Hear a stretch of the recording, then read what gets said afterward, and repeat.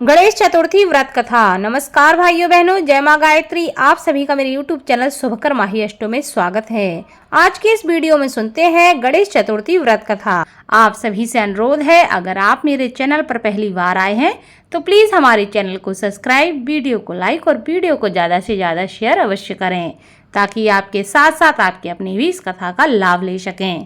पौराणिक कथा के अनुसार स्कंद कुमार कहते हैं कि समस्त ऋषियों, आप लोग पुराण में वर्णित मंगलदायिनी कथा को सुनिए, जिसमें भगवान श्री गणेश के व्रत के महात्म्य का वर्णन किया गया है। हे द्विजवरों, जिस समय पांडु पुत्रों को वनवास हुआ, वे सब धर्म परायण और भगवान कृष्ण की उपासना करते थे। एक समय की बात है कि अपनी इच्छा से भ्रमण करते हुए व्यास जी उन लोगों की कुटिया पर पहुंच गए। व्यास जी को देखकर सभी करवद्ध हो गए, उनके सम्मुख खड़े हो गए और कहने लगे, आपके दर्शन करके हम लोग धन्य हो गए और साथ ही हमारी कुटिया भी धन्य हो गई। आज आपके दर्शन से हमारा जीवन धन्य हुआ।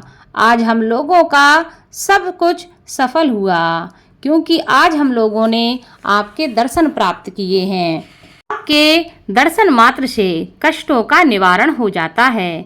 आपने मेरी कुटिया में पदार्पण किया है, अतः हम लोग आपका स्वागत करते हैं। हम लोग राजयुत होकर भी आज अपने आप को धन्य मान रहे हैं। ऐसा कहकर पांचों पांडव, भीमसेन, युधिष्ठिर, अर्जुन, नकुल और सहदेव उन्हें प्रणाम करके उनके सामने खड़े हो गए।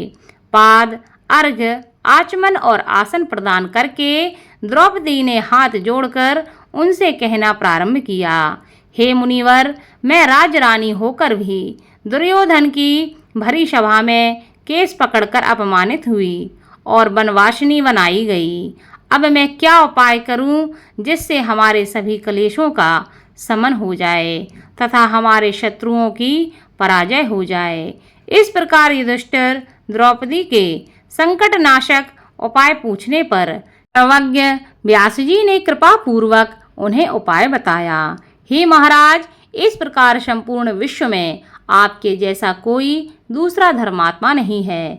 मैं आपसे ऐसे व्रत का वर्णन करूंगा, इससे आपके समस्त दुखों और कष्टों का निवारण हो जाएगा।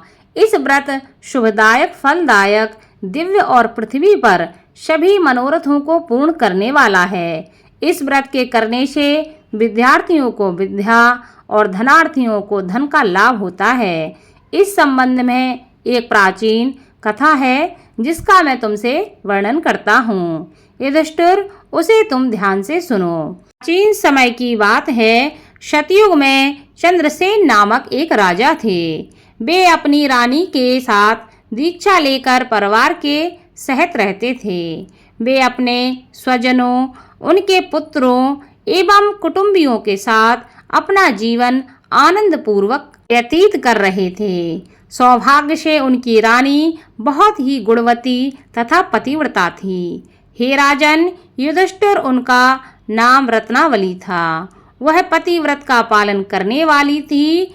स्कंद जी कहते हैं कि हे मुनिवरों, राजा और रानी में परस्पर बहुत प्रेम था। एक समय दैवी योग से शत्रुओं ने उनके राज्य को हस्तगत कर लिया। शत्रुओं ने राजा के कोष पर अधिकार करने के साथ ही सेना पर भी अपना आधिपत्य जमा लिया। राजा का साथ अपने भाई बंधुओं से छूट गया। राजा भ्रष्ट होकर राजा अपनी रानी रत्नावली के साथ वन में चले गए। एक ही वस्त्र में लिपटे वे दंपत्ति भूख प्यास से विकल हो गए। हे युधिष्ठिर, रानी रत्नावली के साथ राजा अकेले वन में भटकने लगे। दोनों भूख प्यास से पीड़ित होकर वन में चलते चलते उन दोनों को सूर्यास्त हो गया। उस भयंकर वन में शेर, बाघ, चकवा, बगुला, कोयल और सारस रहते थे। रानी के पैर में कांटा चुभ जाने से राजा को महान कष्ट का अनुभव हुआ। उस वन में घूमते हुए राजा ने प्रातःकाल महर्षि मार्कंडेय को दूर से ही देखा। धीरे धीरे चलकर वहां तक पहुँचे और उन्हें दंडवत प्रणाम किया। उनकी पत्नी ने श्री मुनि को बारंबार प्रणाम किया। वन में विराजमान तपस्वी एवं जितेंद्रिय मुनि मार्कंडेय जी से हाथ जोड़कर राजा ने कहा। राजा ने पूछा कि हे मुनिवर, मैंने पूर्व जन्म में ऐसा कौन सा पाप किया था जिससे मेरी राजलक्ष्मी शत्रुओं द्वारा छीन ली गई है। मार्कंडेय मुनि ने उत्तर दिया कि हे राजन, आप अपने पूर्व जन्म के वृतांत को सुनिए। मैं आपको बतला रहा हूँ। एक बार आखेट यानी कि शिकार के लिए आप गहन वन में चले गए। हरिणित, चीते, खरगोश का शिकार करते करते उस वन में रात हो गई और अधिक मास की चतुर्थी आ गई। उस वन में आपने एक सुंदर सरोवर देखा और उसके किनारे लाल रंग की साड़ी पहने हुए नाग कन्याओं को देखा। वे सब गणेश जी की पूजा कर रही थीं। यह देखकर आपको बड़ा आश्चर्य हुआ। आपने वहां पहुंचकर बड़ी नम्रता पूर्वक पूछा कि हे स्वर्गगामिनी देवियों, गणेश जी की पूजा कैसे करनी चाहिए? आप लोग मुझे भी इस पूजा के बारे में कृपया करके बताएं। इसका प्रभाव हमें बतलाइए, क्योंकि मैं भी पूजन करना चाहता हूँ। नाग कन्याओं ने उत्तर दिया कि आप गणेश जी की पूजा कीजिए। इससे समस्त सिद्धियां प्राप्त होती हैं और नित्य ही शांति, पुष्टि, सुख और संतान एवं धन में वृद्धि होती है। राजा ने महिलाओं से पूछा कि गणेश जी की पूजा किस महीने में और किस तिथि को करनी चाहिए? इसमें किस वस्तु का दान देना चाहिए? इस पूजन की क्या विधि है? आप लोग कृपया करके मुझे यह सब बताएं। नाग कन्याओं ने उत्तर दिया कि हे राजाधिराज, अधिक मास के कृष्ण पक्ष की चतुर्थी को चंद्रोदय होने पर विधि सहित विघ्न विनाशक गणेश जी की पूजा करनी चाहिए। अपनी सामर्थ्य के अनुसार भक्ति भाव से पूजन करें। गणेश जी को पंचामृत से नहलाकर लाल पुष्प चढ़ावें।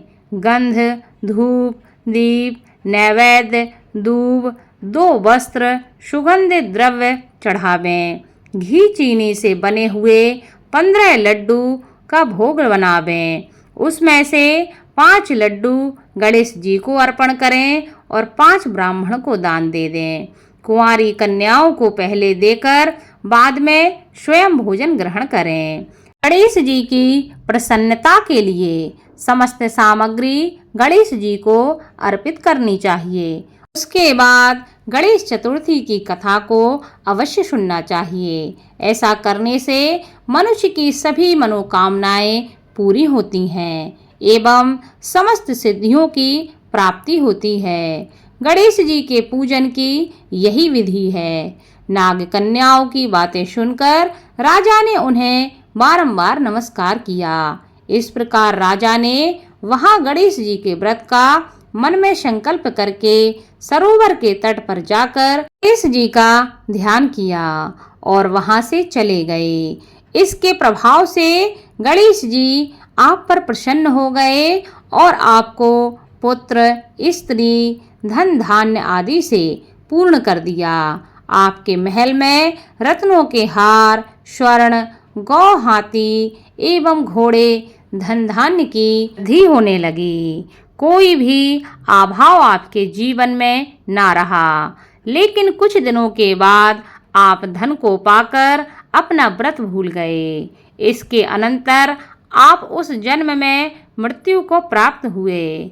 हे राजन, उस जन्म में जो पूजन किया था उसके प्रभाव से आपका जन्म राजवंश में हुआ और सहृदय की मित्रता, सुंदर नारी का समागम एवं सुंदर शरीर की प्राप्ति होने से धन मद में आकर आपने व्रत करना छोड़ दिया, जिसके कारण आपकी ऐसी दुर्गति हुई है। राजा ने पूछा कि हे ब्राह्मण, अब मैं कौन सा काम करूं जिससे वर्तमान संकट से मुक्ति मिल जाए, जिस उपाय से हमारे जीवन के विघ्नों और कलेशों का नाश हो जाए तथा मुझे शांति की प्राप्ति हो। हे मुनिश्रेष्ठ, कृपया करके मुझे उपाय बताएं।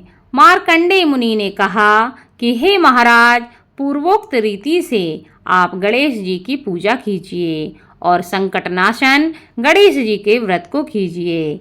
इससे गणेश जी प्रसन्न होंगे और आपको पुनः राज्य वैभव प्राप्त होगा। इसलिए संपूर्ण कष्टों के शमनार्थ आप स्वयं गणेश जी की पूजा कीजिए। व्यास जी कहते हैं कि मार्कंडेय जी की बात सुनकर राजा ने उन्हें प्रणाम किया और अपने भवन को लौट गए। रानी के साथ राजा ने भक्ति पूर्वक विधिवत व्रत करना प्रारंभ किया। व्रत के करने से उनके शत्रुओं का नाश हुआ। उन्होंने अपना खोया हुआ राज्य पुनः प्राप्त किया।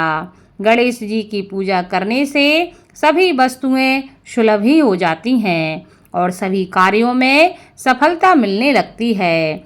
स्कंद कुमार जी कहते हैं कि व्यास जी के वचन सुनकर महाराज युधिष्ठिर ने हाथ जोड़कर उनसे फिर से पूछा।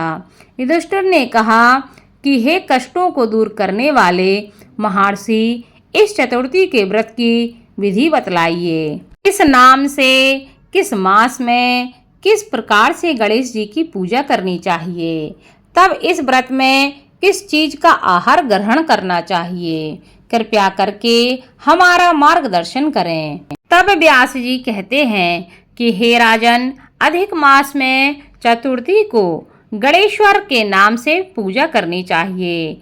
लाल कनेर के फूल चढ़ाकर लड्डू आदि का भोग लगावें। लाल चंदन, रोली, अक्षत और दूब को एक एक नाम से अलग अलग चढ़ावें। तत्पश्चात विश्व प्रियाय नमः कहकर आचमन करें। ब्रह्मचारिणे नमः कहकर स्नान कराएं। गणेश्वराय नमः से वस्त्र पहनाएं। पुष्टिदाय नमः से चंदन चढ़ावें। विनायकाय नमः से पुष्प चढ़ाएं। उमासुताय नमः से धूप समर्पित करें। रुद्रप्रियाय नमः से दीप समर्पित करें। विघ्ननाशिने नमः से नैवेद्य अर्पित करें। फलादात्रे नमः से तांबूल चढ़ाएं। संकटनाशिने नमः से फल चढ़ावें। इसके बाद विघ्न विनाशक गणेश जी से प्रार्थना करें कि हे सुंदर मुख वाले गणेश जी, मैं भव बाधा से ग्रस्त एवं भय से पीड़ित और कलुषों से संतप्त हूँ। आप मेरे ऊपर प्रसन्न होइए। हे दुख दारिद्र के नाशक गणनायक जी, मेरी रक्षा कीजिए। हे विघ्नों के विनाशक, आपको बारंबार प्रणाम है। उसके बाद इस मंत्र से पुष्पांजलि देकर चंद्रमा को अर्घ्य देवें। हे क्षीर सागर ग्रह संभूत, हे द्विजराज, हे षोडश कलाओं के अधिपति, शंख में सफेद फूल, चंदन, जल, अक्षत और दक्षिणा लेकर हे रोहिणी सहित चंद्रमा, आप मेरे अर्घ्य को स्वीकार करें। मैं आपको प्रणाम करता हूँ। उसके बाद ब्राह्मण को भोजन करावें, लड्डू और दक्षिणा दें। देवता तथा ब्राह्मण से आशीर्वाद ग्रहण करें। अन्य द्वारा स्वयं आहार ग्रहण करें। रात्रि में भूमि पर शयन करें। लालच विहीन होकर क्रोध से दूर रहें। हर महीने गणेश जी की प्रसन्नता के लिए निम्न व्रत करें। इसके प्रभाव से विद्यार्थियों को विद्या, धनार्थियों को धन प्राप्ति होती है एवं कुमारी कन्याओं को सुशील वर की प्राप्ति होती है और सौभाग्यवती रहने वाली महिलाओं अगर यह व्रत करती हैं तो दीर्घ काल तक पति का सुख भोगती हैं। विधवा रहकर व्रत करने पर अगले जन्म में वह हमेशा सधवा होती हैं एवं ऐश्वर्यशालिनी बनकर पुत्र पौत्र आदि का सुख भोगती हैं और अंत में मोक्ष को प्राप्त करती हैं। पुत्रेक्षु को पुत्र लाभ एवं रोगी को रोग निवारण मिलता है। भयभीत व्यक्ति भय से रहित हो जाता है एवं बंधन में पड़ा हुआ व्यक्ति बंधन से मुक्त हो जाता है। व्यास जी कहते हैं कि हे राजन, इस प्रकार आप भी इस व्रत को कीजिए। इस संकट नाशक चतुर्थी व्रत करने से आप गणेश जी की कृपा से अपने राज्य को पुनः प्राप्त कर लेंगे। राजा युधिष्ठिर ने इस व्रत को किया। इसके प्रभाव से उन्हें संपूर्ण शत्रुओं को रणभूमि में परास्त करके भारतवर्ष का राज्य अपने अधीन कर लिया। बोलो भगवान गणेश की जय।